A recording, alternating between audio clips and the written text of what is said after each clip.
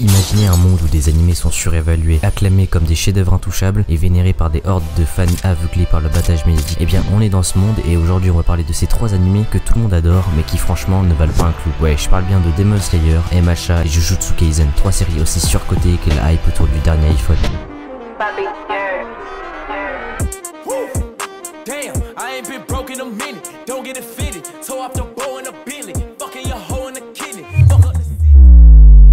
Alors Demon Slayer, tout le monde en parle comme si c'était la 8ème merveille du monde, mais soyons honnêtes 2 secondes, cette série c'est littéralement un paquet de bonbons acidulés, ça en met plein les yeux, ça donne un coup rush de dopamine, et puis rien, le vide. Côté histoire, qu'est-ce qu'on a? Une intrigue ultra basique, un jeune garçon Tanjiro qui veut venger sa famille et sauver sa sœur transformée en démon, jusqu'à là ok. Le problème c'est que Demon Slayer ne prend jamais vraiment de risque dans son scénario, il n'y a jamais de vrai suspense, on sait que Tanjiro va finir par sortir un coup spécial spectaculaire pour triompher, et c'est ça qui rend les combats moins impactants. Quant au personnage, c'est encore plus problématique. Tanjiro c'est un bon garçon, trop bon même, il n'évolue presque pas au fil des épisodes, c'est un gentil héros avec des valeurs morales et irréprochables, mais il manque cruellement de complexité, il est toujours dans le registre du je veux sauver ma sœur, mais ça s'arrête là, il n'a pas de véritable dilemme moral, pas de moment de doute profond, de remise en question, il est juste trop parfait et ça devient vite lassant. Zenitsu de son côté est plus une caricature qu'un véritable personnage, il passe son temps à pleurnicher et à se plaindre, puis d'un coup il devient surpuissant quand il perd conscience, c'est drôle la première fois mais au bout de la 10e répétition c'est juste fatigant, il n'a aucune progression, il reste dans son rôle de bouffon de service sans jamais vraiment évoluer. Inosuke encore ça passe, il est original et c'est d'ailleurs grâce à ce personnage que j'ai plus ou moins apprécié l'anime, mais sinon le reste des personnages à part Rengoku c'est assez insipide. Et puis il y a les combats, oui ils sont magnifiquement animés mais il manque de véritable profondeur stratégique, chaque combat repose essentiellement sur de la puissance brute et des powers tirés de nulle part, il n'y a pas vraiment de réflexion ou de stratégie. Tanjiro se fait souvent dominer puis d'un coup il se souvient d'un conseil donné par un ancien maître et hop il déclenche une nouvelle technique. C'est trop facile et ça rend les victoires beaucoup moins satisfaisantes, tu n'as pas cette sensation de voir un héros surmonter des obstacles réels ou apprendre de ses erreurs, tout se résout par un coup de chance ou une montée en puissance soudaine.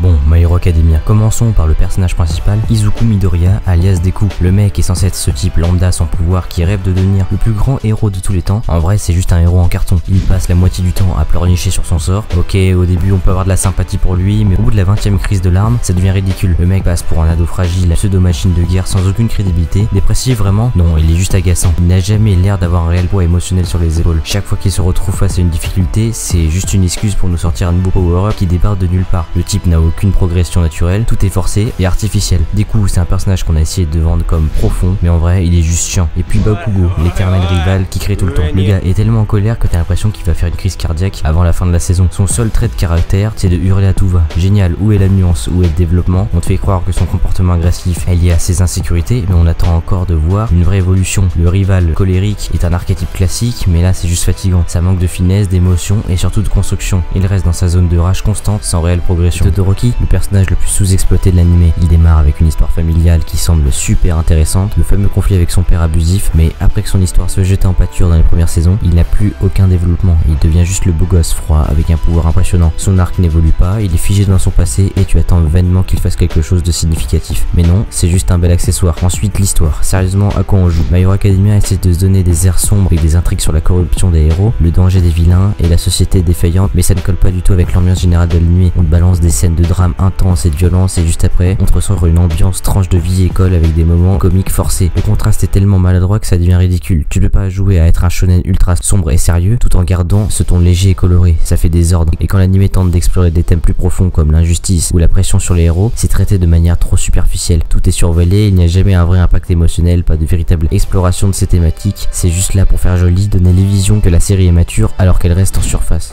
Et pour les combats, c'est un peu comme Demon Slayer en vrai. Ok, l'animation est souvent magnifique, c'est vrai, mais derrière les effets spéciaux et les explosions de couleurs, il n'y a pas grand chose. Les combats sont des concours de qui va sortir le prochain power-up le plus cheaté. Midoriya, Bakugo, Todoroki, tous les héros semblent sortir de nouvelles techniques à la chaîne sans réel effort ou développement. Les power-up tombent du ciel comme des cadeaux pour les personnages. Où est la stratégie? Les combats manquent de tension parce qu'on sait que tout va toujours se résoudre par un miracle scénaristique. Midoriya va se rappeler d'une leçon d'All Might et boum, il sort une nouvelle technique. Où est la progression réaliste? On n'en a pas, juste une montée en puissance qui devient répétitive et prévisible. En résumé, My Hero Academia c'est un bel emballage pour un produit fade, des personnages stéréotypés et des combats sans vrai enjeu, une histoire qui tente d'être sombre sans jamais vraiment l'assumer. C'est flashy, c'est amusant à regarder, mais c'est creux. Pas de profondeur, pas de vrai développement, juste un shonen classique qui se déguise en animé révolutionnaire. Pourtant on te le vend comme le prochain DBZ, mais pourtant c'est juste un animé mid sans place. À Jujutsu Kaisen, la série a débarqué comme un bulldozer en détruisant tout sur son passage, au point qu'on te vend ça comme le renouveau du shonen. Mais soyons honnêtes, JJK ne rien rentre rien. L'animation par Mappa est superbe, ça je dis pas le contraire. Le studio a une maîtrise maîtrise visuelle indéniable, les séquences de combat sont nerveuses et dynamiques, c'est indiscutable, mais faut bien plus que des jolis combats pour faire un grand animé. Côté scénario, c'est du déjà vu. Itadori est un mélange entre Naruto et Shigo, un gars ordinaire qui devient surpuissant du jour au lendemain, génial. Et le reste du cast, Megumi, c'est un Sasuke discount avec des invocations sombres, et Nobara est un mix de Sakura et de personnages féminins qui essayent d'avoir du caractère, mais se font souvent voler la vedette par les mecs. Ensuite, le problème majeur de Jujutsu Kaisen, c'est la profondeur émotionnelle. Y en a pas. Tu peux mater 10 épisodes d'affilée, tu ressens rien. Ils veulent faire croire que c'est une série sur le deuil, la perte, la malédiction, mais ça manque d'impact émotionnel. Les personnages affrontent des situations dramatiques sans que